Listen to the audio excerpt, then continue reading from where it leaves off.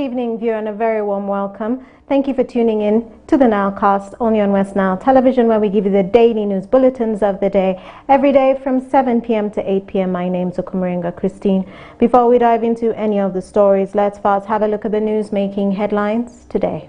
In the headlines tonight, NRM cadres initiate moves to fight environmental injustice across Uganda.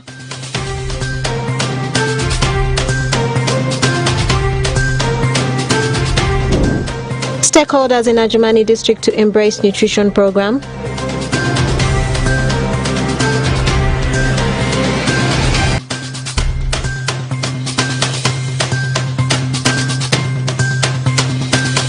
And Uganda Revenue Authority asks media to become tax ambassadors. This and more in the NILEcast News Bulletin.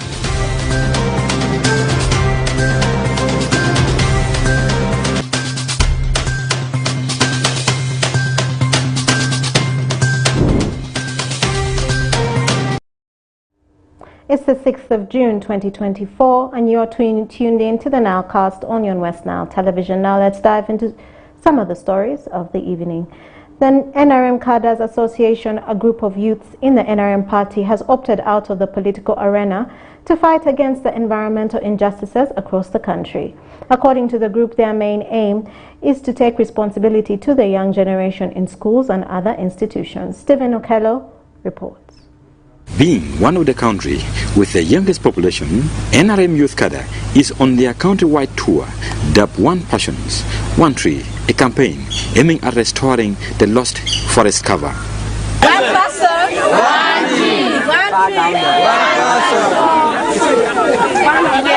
tree. This politically motivated youth is inspiring the young ones in primary schools to plant trees and protect them.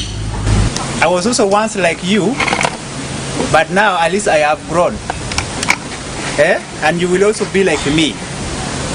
We are here for this program today to see how best we can make our country better, make our country green, make our country the best of all in Africa. This came after the youth witnessing elders destroying and committing series of environmental crime in the name of meeting their basic need. These young people are the leaders of tomorrow, and we champion. When we champion these things, starting from the grassroots, we have a possibility of having this project done 100%. Meaning that if we have 1,000 schools in 1,000 pupils in the school, everyone takes upon him or her to plant a tree. It will mean in one day we might be having 1,000 trees planted in one single day. Localate John Bosco, one of the youth from Lamoa district, says by encouraging young children in school to take lead in planting trees and protecting the environment, it will go a long way in having a sustainable means of protecting our environment. Oh, we have started the Cholo sub-region, one, because of what we have seen, or the effects of this climate change. We have been receiving a lot of scorching sun. Remember, this sunshine or the heat waves that we affected does not only affect the people of Acholi, or does not affect one individual, does not affect only members of the party of NRM, but affects the entire humanity. And so it's a call that each one of us should come and embrace so that we can change this situation. Christina Chero, the head teacher at St. Peter Primary School in Gulu City, says all children must be encouraged not only to plant but own trees yearly. As school, it will create a good learning environment for the learners, a conducive environment for them. And if we are to extend outside, it will help a lot the community. One, we shall be receiving rain. Two, it will act as windbreaker. Gulu City NRM chairman Udore Luturomoy says the vision of this youth is in line with the NRM strategic plan with major aim for sustainable development, which does not exclude environmental protection. Many of them have experienced the problem of heat And many have heard about flooding in many areas. We gave the examples of Elgon, we gave the example of Sudan, Dubai, and so on, where lack of trees or misuse of the environment can bring a lot of calamities to the people. And I think they have gone home with those in mind. We also advise them to be the advocates in their home to their parents. According to senior NRM party officials, this move for the massive tree plantation is part of the African 2060 agenda with special focus on fighting environmental crime. Stephen Okello for West Nile Television, Nilecast. Moving on to Adjumani District, the stakeholders of Adjumani District, together with the cultural leaders, have been asked to embrace nutrition program to improve on the life of the infants and maternal nutrition. Onzima Alan has more. The stakeholders of Adjumani District, together with the cultural leaders, have been asked to embrace nutrition programs in order to improve the life of infants' maternity nutrition. This comes during the training organized for all the stakeholders in Adjumani District, which took place at Levik Resort, Adjumani. Sarah Ngalombi, senior educationist in the Ministry of Health, nutritionist, said the purpose of giving out the training is to orient the leaders and the stakeholders to promote the nutrition in their community, especially on infants' maternal nutrition. They were being trained or oriented on Ministry of Health programs, particularly the program to do with maternal, infant, young child, adolescent nutrition.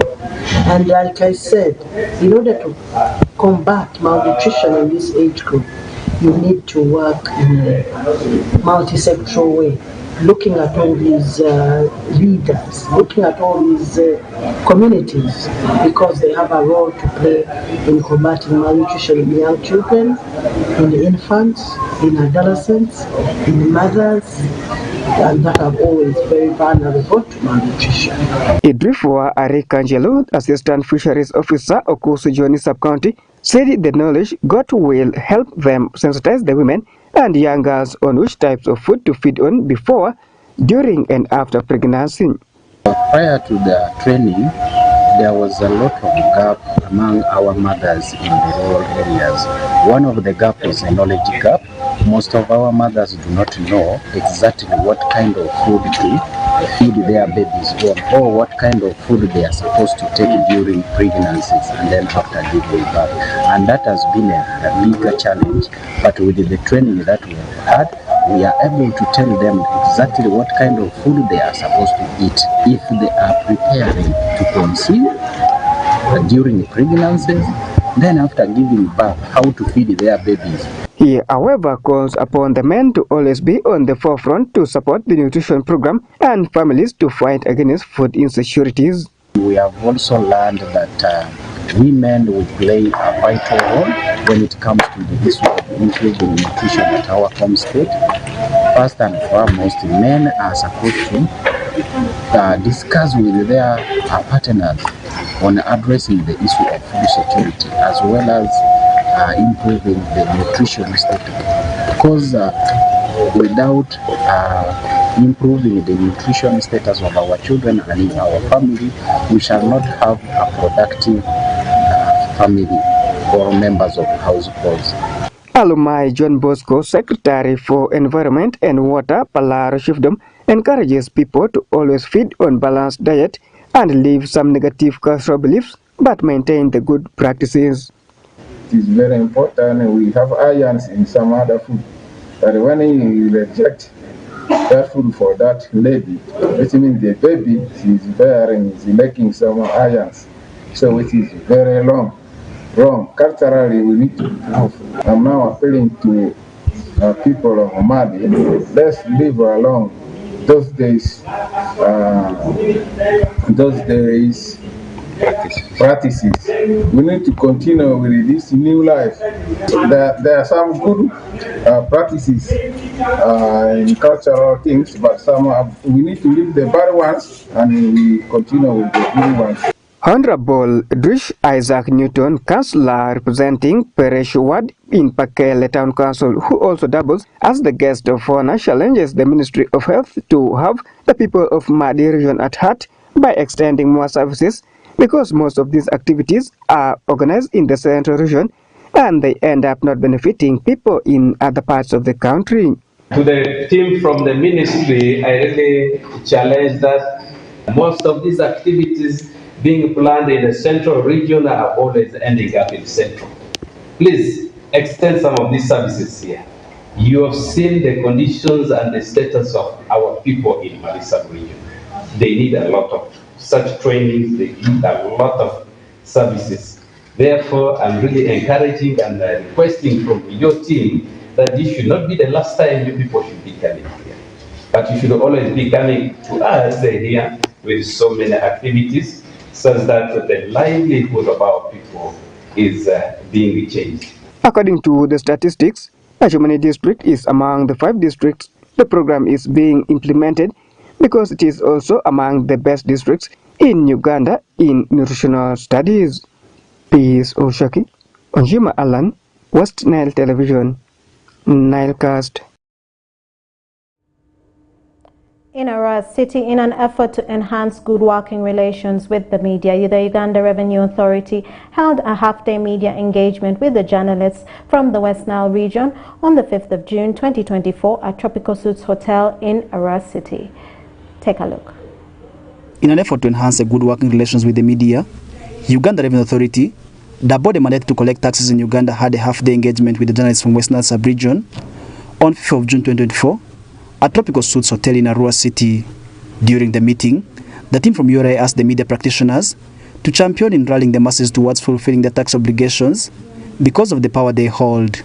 Ajiga Manshur, the head of customs at Uganda Revenue Authority under Arua office, asked the journalists to use the power they hold to educate the masses about taxes. You will help this a lot. You hear so much, you know. You also have a big following, you know that. So when you are brought on board, I think it will be a bit easier for us to handle this. Because at the end of the day, people listen to you so much, we know that. People follow you a lot, and whatever you tell them, they believe in it.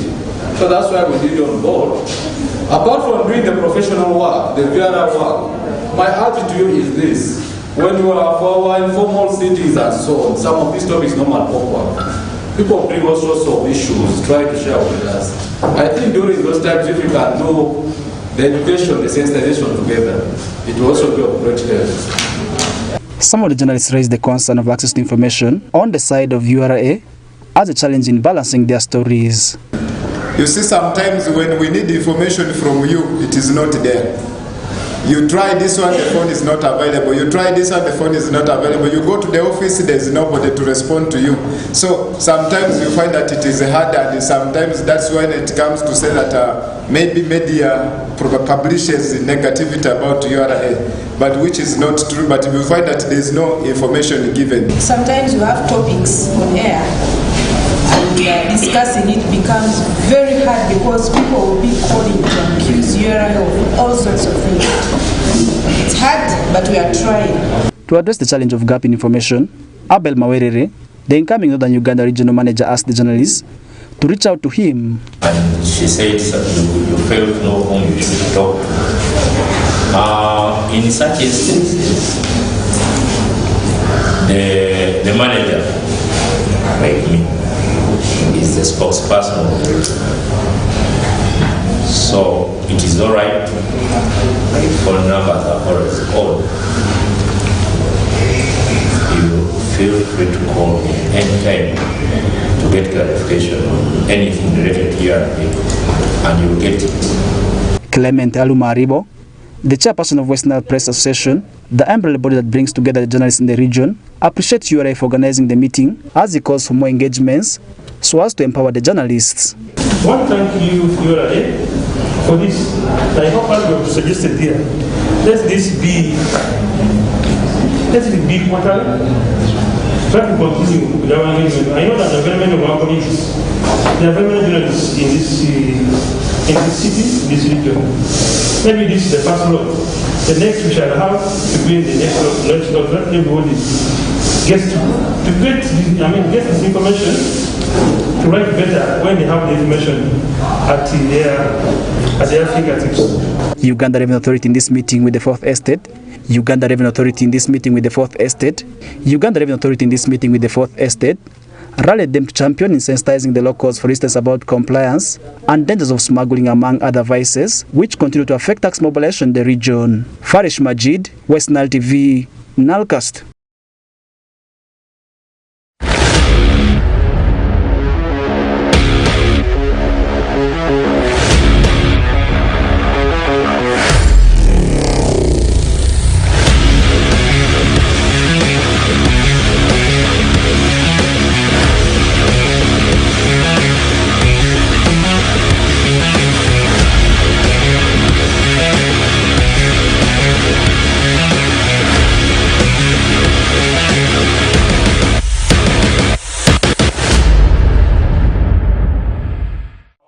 My name is Oraku Benson Pastore. Today is already 5th of June and the year is 2024. A lot of stories continues to break every day in the world of sports. I can confirm to you the biggest story in Uganda is all about the ongoing T20. Of course, Uganda is one of the countries participating in the ongoing T20 World Cup. Not even Uganda preparing for the World Cup qualifiers. As I said earlier on, the biggest story is all about cricket cranes. Remember, the national team of Uganda in the department of T20 is called cricket cranes. When we talk about cricket cranes, as T20, know that T20 is actually another term for cricket. Cricket also another term for that's T20. And yesterday, Uganda had a game with Afghanistan. Unfortunately, they lost that encounter by 125 runs, and they will return for action come tomorrow against a country called Papua Guinea. That is the latest update I can give you as far as how the performance of cricket cranes is happening in West Indies. And also Uganda right now, they are for massive preparation ahead of 2026 World Cup qualifiers, and they are set to have a game on Friday, and the game will be actually up against a country called Botswana. And after a long period of time, we'll be seeing Uganda cranes returning in home country to have their first game up against Botswana. After that, they will also host another game at the Nambola Stadium, and that one will be next week on Monday, 10th of June 2024, where they will be hosting the Desert Foxes called Algeria. And in the past few years, Uganda has been hosting home games away from home. They have been hosting some of the games in Cameroon. Others were played in Egypt. Now, welcome back, Uganda Cranes. Their first game at home at Nambole after so many years will be on Friday, rather, up against Botswana. Let's leave that one there and we get to Europe. The biggest story also in Europe right now is all about English Premier League together with the FA in England settling or as revealing the date for the next season of English Premier League 2024/2025, and the games shall begin as shall commence in the weekend of 17th to 18th of August. The year is 2024, and they're expected to climax on 25th of May 2025. That's next year. I want to repeat it again, clarify on it. Premier League of next season 2024/2025 shall begin on the weekend, whereas in the weekend of 17th/18th of August 2024, and will climax on 25th of May 2025. That's it. Next year. Let's leave that one there. In fact, before we leave that one, and someone will want to know when the fixers are going to be drafted. The fixers will be drafted on 18th of this particular month, and the year is 2024. 18th of June 2024, we'll see the fixers of the new season of English Premier League released. Let's leave that one there. And we discuss transfer. Since it is the month of transfer, summer transfer window has begun, and Real Madrid, the likes of Arsenal, we talk about Chelsea, Manchester United, not forgetting about Cops. They are very busy in the market to see that they get new players, and the biggest of it has been happening at Santiago Bernabeu. That's with the team of Real Madrid, as they have already confirmed the signing of Paris Saint-Germain striker Kylian Mbappe on free transfer. And the biggest story today is all about which set number he is going to be given. And I can confirm to you right away, Real Madrid has handed Kylian Mbappe shirt number 9, previously been worn by Cristiano Ronaldo. Kylian Mbappe has been donning shirt number 10 at Principality, the Sparkles Princess. Because of that respect, Real Madrid, together with Kylian Mbappe, they have in for their player, one of their players called Modric. Modric right now is the player at Real Madrid donning shirt number 10. They are saying that they cannot hand over shirt number 10 to Kylian Mbappe until Luka Modric either retires or else leaves the club. That's when Kylian Mbappe will have to return for his famous jersey number 10. And the same thing also happened to Cristiano Ronaldo when he joined Real Madrid. At first he was given shirt number 9 because by then one of the legends of Real Madrid called Raul was still done in shirt number 7 till he had to retire. That was when shirt number 7 was officially handed over to Cristiano Ronaldo. Let's leave that one there. A big transfer. The big transfer gossip today is all about Manchester United together with the team of Liverpool. They are interested in getting a centre-back, and they are talking about a defender from Sporting Lisbon called Goncalo Inacio. And as I had said, teams like Manchester United, you talk about Liverpool, even there was a time Arsenal talked about this particular defender, including the Blues. They are all talking about Goncalo Inacio, and the team, Sporting Lisbon, they are very willing to sell him, and his price tag has been set at 60 million euros. As I said earlier on, busy season for players to shift from clubs to clubs, and we are waiting to see, we are observing this one, watching the space until summer transfer window will come to an end. And it has been me, Benson Pastore, in front of the camera lens, and this is the NILE Sports under the umbrella of NILE News. Every time I am here, have the best of your moments. We'll link up again tomorrow.